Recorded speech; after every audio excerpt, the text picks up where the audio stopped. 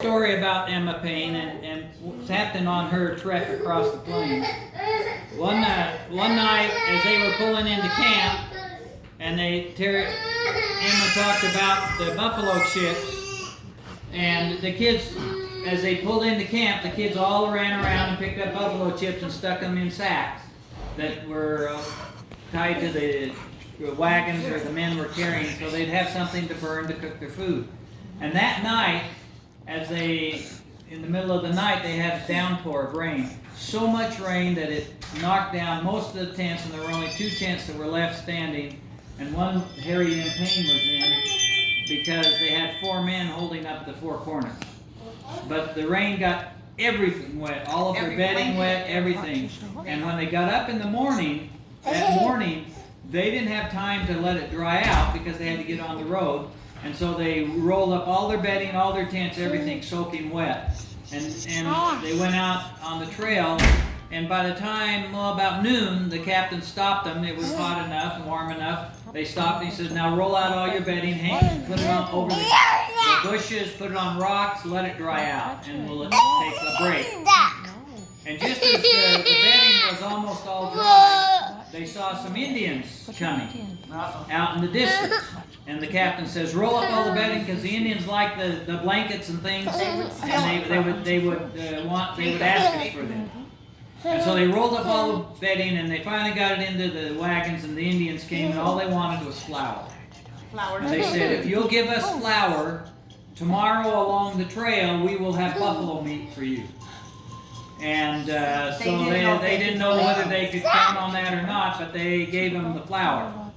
And so they were happy that they seemed to be friendly Indians. And so the next day, as they were traveling along the trail, they saw buffalo heads on the sides, dead buffaloes in the heads.